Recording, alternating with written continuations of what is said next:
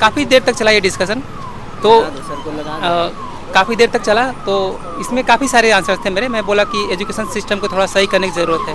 फिर वहीं से फिर काउंटर क्वेश्चन आया कि नेशनल एजुकेशन पॉलिसी जो अभी लेकर के आई थी गवर्नमेंट, उसमें आप क्या चेंजेस महसूस करते हैं, ये क्वेश्चंस थे।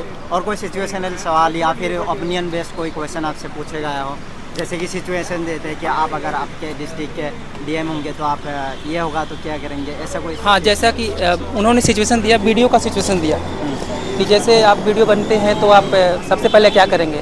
तो मैं ये बताया कि मेरे ब्लॉक में कुछ जैसे डॉक्टर्स हैं जो फर्जी डिग्री लिख के और इलाज करते हैं मरीजों का, तो मैं उसका एग्जांपल दिया। मैं बोला कि सबसे पहले मेरा प्रायोरिटी ये रहेगा कि मैं इसे ख़त्म करूँ, उसके बाद एजुकेशन सिस्टम को सही करूँ थोड़ा सा। जो गवर्नमेंट स्कूल्स है उसमें जो टीचर का एब्सेंस होता है, जो स्टूडेंट का एब्सेंस होता है, इसको इंश्योर करूँ।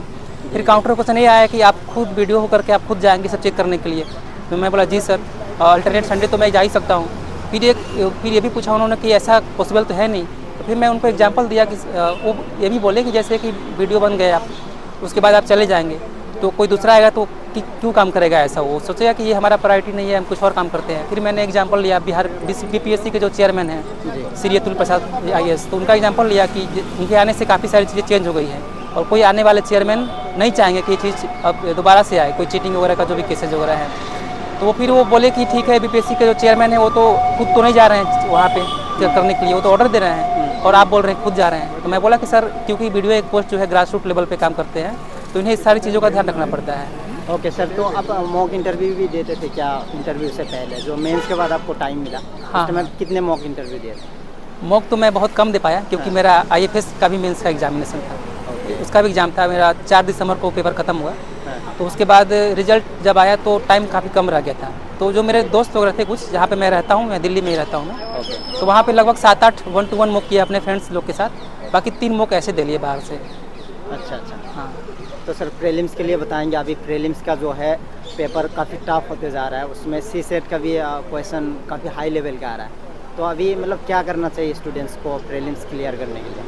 चूँकि मेरा पहला 2 प्रीलिम्स क्लियर नहीं हुआ है, अच्छा अच्छा। तो तीसरे प्रीलिम्स के लिए मैंने काफ़ी जो चीज़ें हैं उसको स्ट्रेटजी वाइज किया कि तरीके से करते हैं, थोड़ा ढंग से करते हैं। ओके। तो जो भी बेसिक नोट्स थे, बेसिक नोट्स तो तैयार सबके होते हैं, जो एनसीईआरटी जो रहे हैं वो सब तो लोग करते हैं। पर इस बार मैंने जो अलग किया उसमें जो पीवाईक्यू होता है 10 साल का पीवाईक्यू, उसको काफ़ी अच्छे से किया। मतलब सिर्फ देखना एक अलग बात होता है और उस चीज़ को 10 बार देखना, बार बार आप देखते रहेंगे तो आपको लगने लगेगा कि ये जो पेपर सेट कर रहा है कोई एक ही आदमी है जो पेपर सेट कर रहा है। तो उसका टेम्परामेंट आप समझते रहेंगे। तो जैसा इस बार का पेपर आया था कि उसमें ऑप्शंस नहीं थे, 1 ओनली 2 ओनली ऐसे करके था। पर जो अगर आप लैंग्वेज को पढ़ते तो आपको समझ में आता है कि नहीं, ये गलत है, ऐसा यूपीएससी नहीं करता है, ये ऑप्शन पक्का गलत सेट किया हुआ है।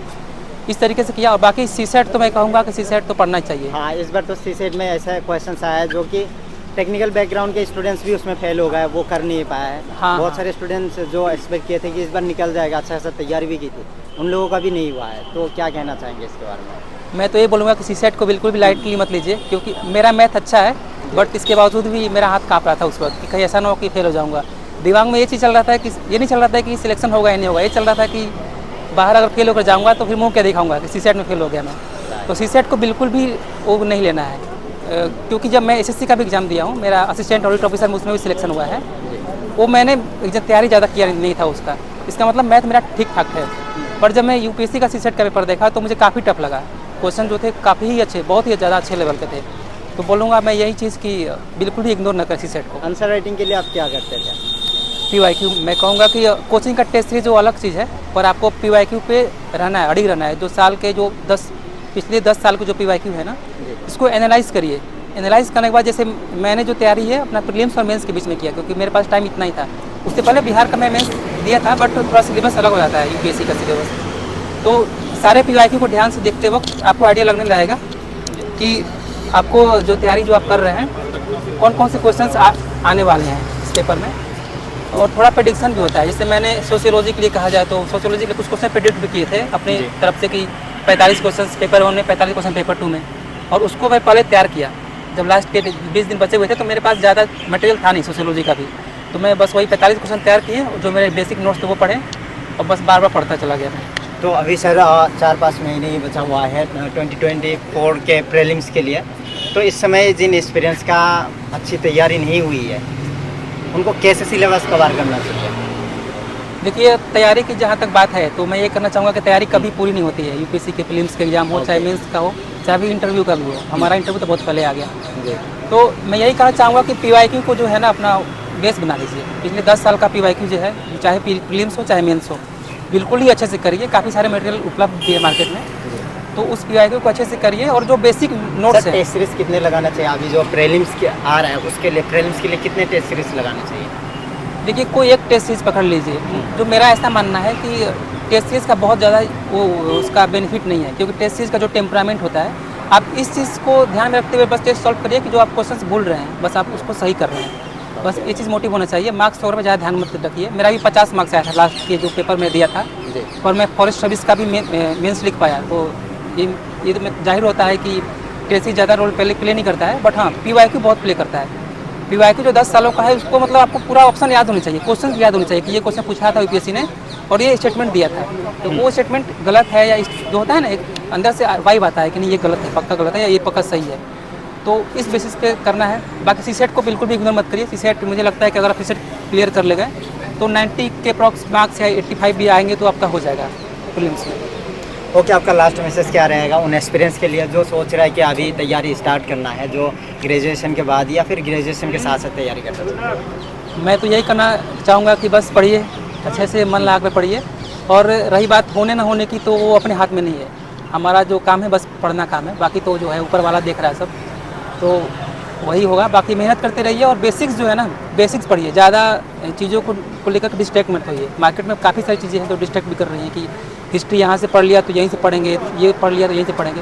मेरा एक सोच था कि अगर हिस्ट्री का है तो जैसे कि एक बुक है लुसेंट मान लीजिए है, जी। लोग थोड़े लुसेंट को थोड़ा नीचे नज़र से देखते हैं, बट मैं उसको ऊपर से नज़र से देखता हूँ, क्योंकि अच्छा, हिस्ट्री अच्छा। मैं वहीं से पढ़ा था। हाँ और जैसे कि वो मैंने फिक्स कर लिया था कि चाहे कोई कुछ भी हो जाए, ये चीज़ जो है शुरू के जो 40 पेज है लुसेंट के, वो मैं पढ़ के ही जाऊँगा और सब रट के हिस्ट्री जाऊँगा। के लिए क्या लुसेंट है ना या फिर उससे ज़्यादा भी पढ़ना नहीं, और सब पढ़ते हैं लोग, बट मेरा क्या था कि जैसे मैं पहले CAPF का भी एग्जाम दिया हूँ, 2 बार मैंने उसको भी क्लियर किया है। तो मेरा जो NCERT वगैरह है वो सब मेरे कंप्लीट थे।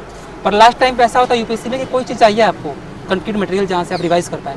तो मुझे लुसेंट एंशिएंट मेडाइवल के लिए सही लगा, और क्वेश्चन भी बहुत पूछता है यूपीएससी। और सर और थोड़ा सा बुक लिस्ट बता दीजिए, और बाकी सब्जेक्ट्स के लिए क्या क्या बुक्स पढ़ा था? और बाकी के लिए जैसे पॉलिटी के लिए तो सब लक्ष्मीकांत ही पढ़ते हैं, लक्ष्मीकांत मैं भी वहीं पढ़ा था। हाँ और इकोनॉमी के लिए जैसे एक बुक आती है शंकर IAS करके एक बुक आती है। जी लास्ट में मैंने और सभी बुक्स पढ़े थे, पर इस वाले अटेम्प्ट में चेंज किया था कि थोड़ा छोटा पढ़ते हैं और उसको बार बार पढ़ते हैं। और ज्योग्राफी के लिए NCERT पढ़ा था मैं, बस 11th-12th का जो NCERT 11-12 हाँ बस वो पढ़ा था। और बाकी PYQ में काफ़ी क्वेश्चंस कवर हो जाते हैं ज्योग्राफी के। अच्छा अच्छा, और ज़्यादा से ज़्यादा PYQ इसको लगाना हाँ, चाहिए। और करंट अफेयर्स के लिए तो मैं यही कहना चाहूँगा कि आप पेपर्स पढ़ रहे हैं तो काफ़ी अच्छी बात है, और काफ़ी करंट मटेरियल अफेयर्स उपलब्ध भी है। न्यूज़पेपर है ना फिर, या फिर मैगजीन वगैरह ये सब भी पढ़नी है? मैं इस बार मैगजीन नहीं पढ़ा था। मैं अच्छा। बस एक सर थे आतिश माथुर सर करके थे, उनका एक वो कंपाइलेशन आया था, कुछ 80 पेजेस में था। लास्ट के वही 20 दिन के अंदर मैंने उसको 4-5 बार पढ़ लिया। अच्छा अच्छा, क्योंकि आप मैगजीन पढ़ने के बाद आप पाएंगे कि क्वेश्चन जो है डायरेक्ट आते नहीं है यूपीएससी में, सब कुछ अप्लाइड आता है। तो यही कहना चाहूँगा बस। हाँ, रिसोर्स को बिल्कुल स्टिक रखिए, उसको बार बार Limited रिवाइज रखना करिए। चाहिए। चलिए सर, आपको बहुत बहुत धन्यवाद टाइम देने के लिए, और ऑल द बेस्ट। उम्मीद करते हैं कि आपका सिलेक्शन हो जाए, उसके बाद एज ए टॉपर दोबारा आपके साथ इंटरव्यू। जी भाई, जी जरूर, बिल्कुल।